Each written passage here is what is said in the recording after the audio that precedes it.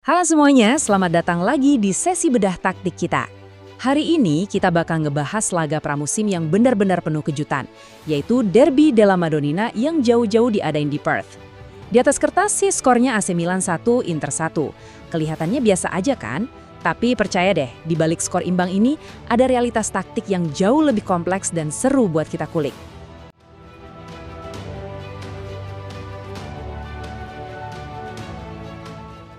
Coba deh kalian perhatiin angka ini, 2,34.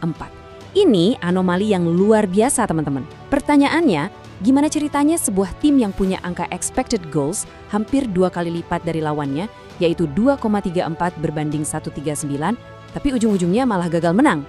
Nah, hari ini kita bakal bongkar habis-habisan misteri di balik angka statistik ini.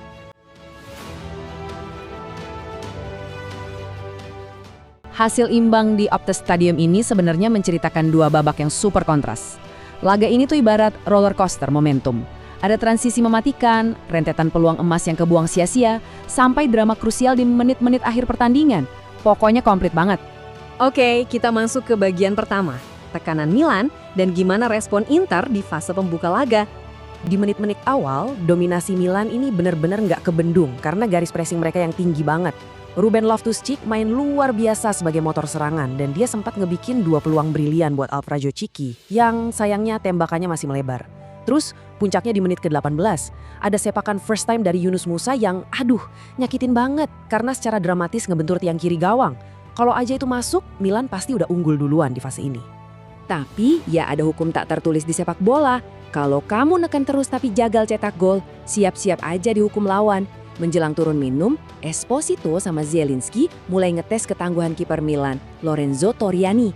Dari situ, kerasa banget momentum berbalik drastis teman-teman. Dan puncaknya, Inter berhasil nyetak gol pembuka pas babak kedua baru aja jalan 7 menit. Lanjut ke bagian kedua, kita bakal lihat proses memecah kebuntuan dan keunggulan taktikal Inter.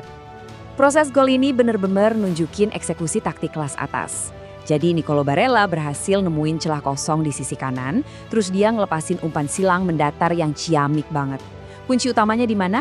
Jelas di pergerakan stealth alias sembunyi-sembunyinya Federico Di Marco.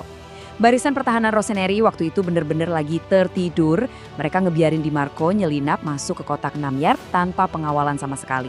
Hasilnya, penyelesaian yang gampang banget buat Inter. Sekarang kita masuk ke bagian ketiga. Dominasi XG dan performa kunci pemain. Yuk kita bedah datanya. Kalau kita ngomongin data di atas kertas, dominasi Inter tuh mutlak banget. Mereka nyatetin 2,34 expected goals berbanding 1,39 milik Milan. Pelatih Christian Chivu pasti ngerasa frustrasi sih ngelihat ini, apalagi angka 1,39 punya Milan itu sebenarnya ngebengkak drastis cuma gara-gara hadiah penalti yang cukup kontroversial di akhir laga. Kalau kita bicara murni dari permainan terbuka, Inter tuh bener-bener pegang kendali penuh di lapangan.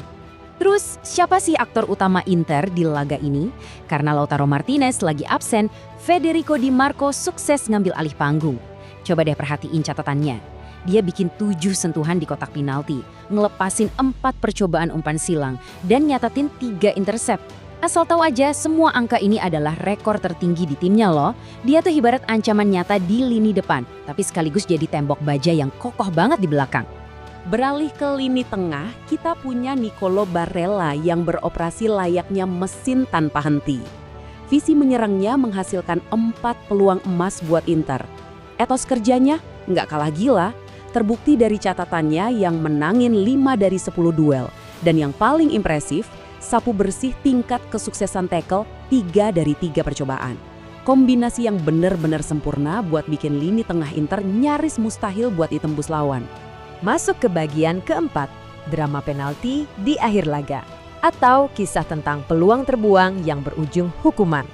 Kalian pasti setuju, dalam sepak bola itu kegagalan buat membunuh pertandingan pasti selalu ngundang petaka. Nah, lewat dari menit ke-60, Inter ini ngebuang banyak banget peluang emas buat ngunci kemenangan. Ada sontekan Henrikh Mkhitaryan yang meleset dari target, ditambah tembakan tajam Matteo Lavelli yang sukses digagalkan Torriani. Pemborosan kayak gini tuh pada akhirnya harus dibayar dengan sangat mahal. Karena Inter ngebiarin Milan tetap bernafas, petaka itu pun tiba di menit ke-84 Carlos Augusto ngelakuin pelanggaran fatal dengan jatuhin Christopher Nkunku di area terlarang. Pemain asal Prancis itu dengan tenang maju sebagai algojo dan berhasil naklukin Ivan Provedel. Cuma lewat peluang bersih terakhir di derby ini, Nkunku sukses nyuri hasil imbang 1-1. Di bagian kelima, mari kita bahas sedikit catatan penting seputar cedera dan debut pemain. Ada dua kisah kontras yang menutup laga ini. Di kubu Milan, kita ngelihat penyerang Gonzalo Ramos nyatatin debutnya. Tapi jujur aja, penampilannya sepi banget. Dia gagal ngasih impact berarti dan cuma bisa nyatatin satu tembakan yang meleset. Di sisi lain, dari kubu Inter ada kabar kurang sedap.